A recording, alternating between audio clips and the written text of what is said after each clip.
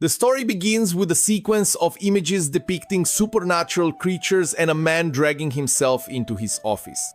Then the scene shifts to his home where he was calmly watering his plants, drinking coffee, and at one point during the day watching a television show about a boy of ice who accesses his status menu. Shortly after, while holding a tablet and browsing an online store, he is mysteriously transported to a forest of gigantic trees, where a strange little green girl appears near him. My friends, up to this point, this is absolutely crazy, and I confess I'm finding it quite thrilling. So let's move forward. As soon as she disappears without a trace, the man, terrified, runs through the forest and comes across the skeleton of a warrior with a sword stuck in its chest. Imitating the boy from the television named Kai, he repeats the action he saw and orders the status menu to open. At that moment, a menu appears displaying his information. Kenichi Hamada, 38 years old, along with Shangri-La and item box. Thinking he has ended up in a world similar to Kai's, Kenichi wonders where his HP, MP skills and magic are. Clicking on Shangri-La, he accesses the online store where he usually shops. Then he opens the item box, but since it's empty, he puts some grass inside to test it before discarding it, and enchanted, he comments that being in another world is simply amazing. To further enjoy his experience, he tries to buy food through the menu but realizes he doesn't have enough credit. He even tries to sell the grass he collected to see if he can exchange it for food, but of course, the item has no value, frustrating him once again. However, as he looks around, he notices a sword in the remains of a warrior and trades it for food. After eating, he also buys a shovel and buries the warrior out of respect, since the warrior indirectly saved Kenichi's skin. And now, with the money from the sword, he buys a bicycle, leather work boots, a sports towel, a compass, and a monocle. Riding the bicycle, he thinks he needs to find a settlement to earn some cash to survive. Later, we see our protagonist preparing a meal using a pot, a stove, and other utensils. Taking advantage of his prior knowledge, Kenichi uses the money he earned to buy items and resell them at a higher price. Up to that point, he was doing very well in this world and was enjoying his adventurous stay. But trouble was on the horizon, folks. While the protagonist was enjoying his meal, several suspicious-looking wolves appeared nearby. Panicking, Kenichi searches for something in the store to defend himself. The first thing he sees is a bow and arrow, but since he's never used that weapon before, he dismisses the idea. Then he finds some rockets for sale and decides to pretend it's New Year's to see if the dogs in this world get scared. However, although the wolves retreat a bit, they simply decide not to give up on turning our protagonist into barbecue and remain nearby. Not wanting to fall behind, Kenichi buys a slingshot and shoots at the wolves several times. This time the wolves finally flee, allowing Kenichi to escape as quickly as possible on his bicycle, venturing deeper into the forest by late afternoon. At dawn, we see that he's exhausted after such an intense escape, and getting up, he wonders if he has reached the edge of the forest. To check, he buys a ladder and upon climbing it, spots a city protected by walls. Well, now he believes he will be safe since he'll be able to earn money and protect himself. With that in mind, he buys black pepper and a leather bag to try his luck within the walls. On the way, Kenichi is almost run over by a young man driving a cart and is surprised to hear him speaking Japanese, indicating that communication with the locals is possible. The cart driver offers him a ride to Dahlia, assuming that's his destination. At this point, he introduces himself as Fuyu, a merchant. Inside the cart, there is a woman whom Fuyu introduces as a traveling bard and his companion. After Kenichi says his name, the merchant comments on the man's strange clothes and unusual name, asking about his intentions in Dahlia. Kenichi says he wants to do business, but Fuyu notices that he has no luggage, which leads him to suspect that Kenichi has an item box. The bard then conjures her bandolin and plays a song about the fine rain that brought the man and the wind and rain in his journey's wake, and that his journey will begin from there. Sometime later, when they arrive in Dahlia, Kenichi helps Fuyu unload some boxes. In gratitude for the ride, he gives the merchant some black pepper. Fuyu wonders why he wants to sell such a dangerous item, since the spy syndicate known as Bacopa holds a monopoly in the region, and this pepper falls under that.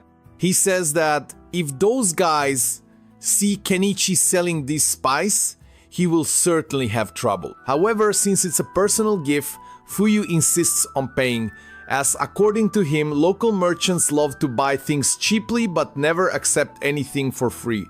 With that, he gives Kenichi some strange coins and leaves.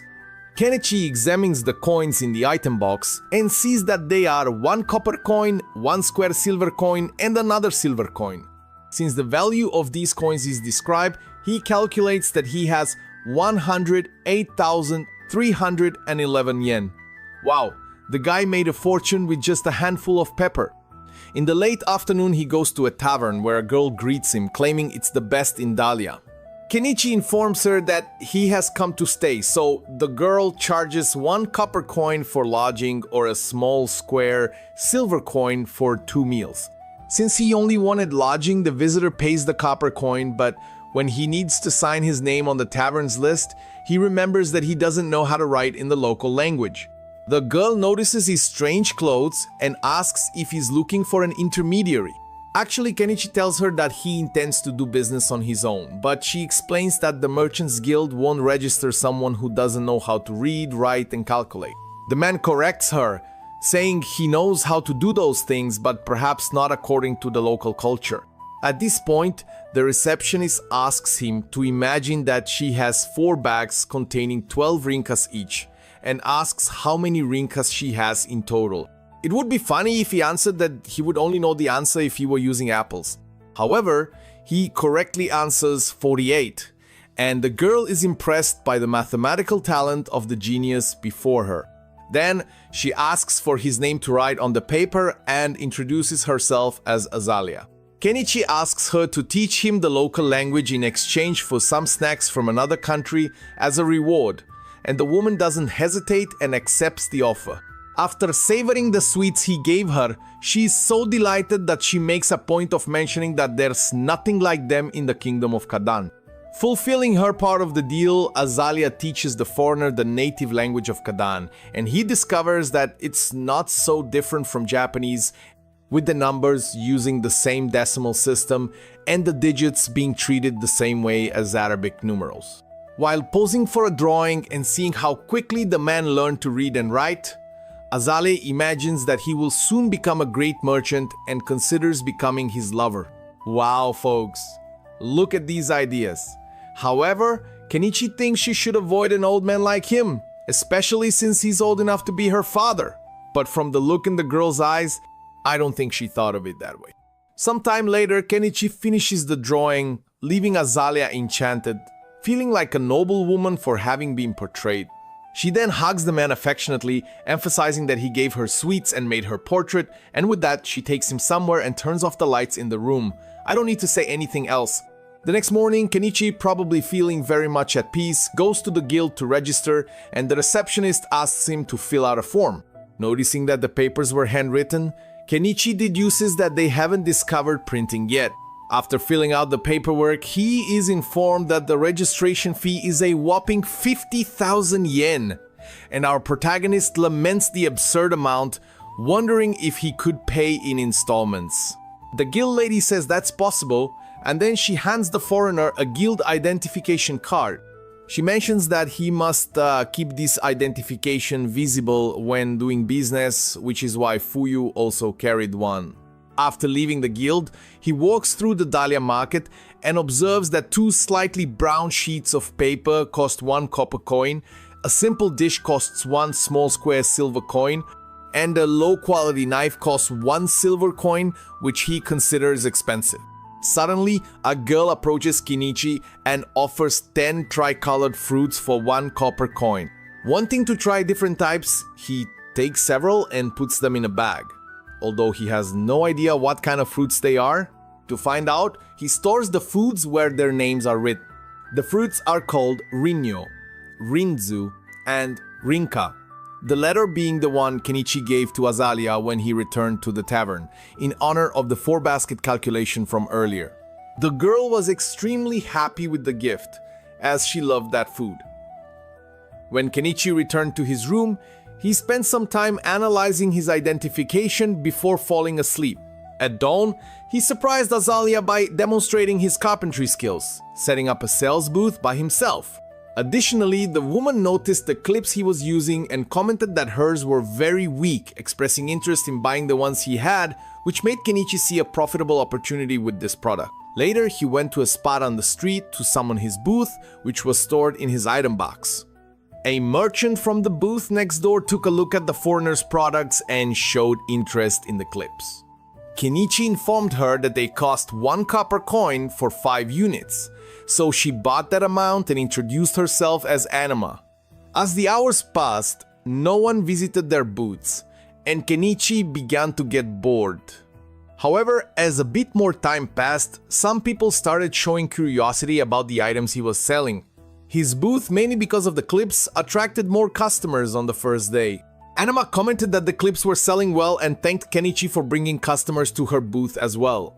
Grateful for the recognition, he realized he had made a profit of 15,000 yen. Perhaps it would be possible to live just by selling these clips, but it was likely that imitators offering similar products would soon appear.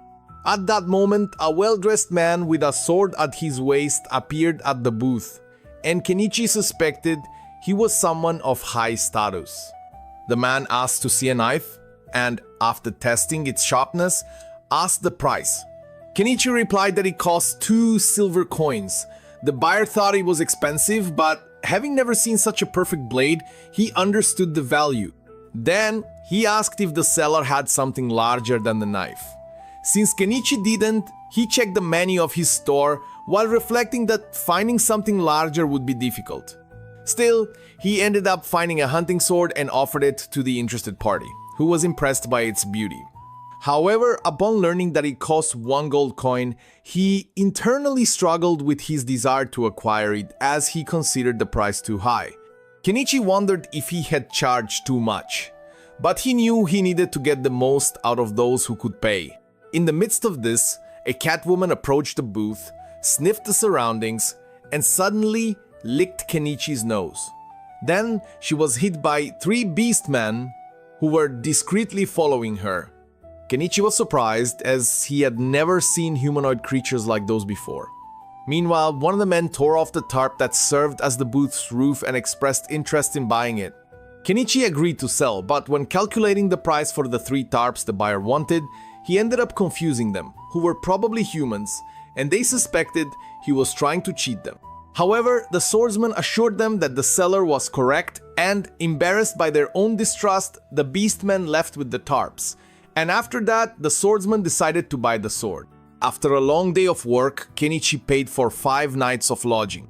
The scene then shifts, and we see a mansion where the maid Margaret showed her lady, named Primula, the clips she had bought. Impressed by the quality of the items, Primula decided to sell them in her store as well. After all, the motto of the Malo Mercantile Company was never to waste an opportunity. Returning to Kenichi, he decided to take a bath before nightfall and thought he wanted to take a hot bath.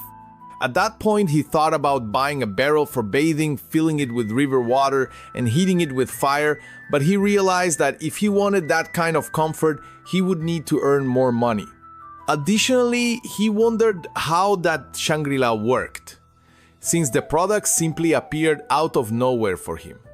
Reflecting on this, the merchant imagined that there must be some trick or scam involved, thinking that maybe even his soul was in danger because of it. However, one thing was certain: there was no way he could figure it out at that moment. The scene then shifts again, and we see a dirty little girl hunting a bird in the forest to eat. She mentions that her greatest desire is to eat until she's full. And while thinking about this, a man shouts the name Anemone, and the girl has to run away. At that point, the episode ends. And what a marvelous premiere this anime had.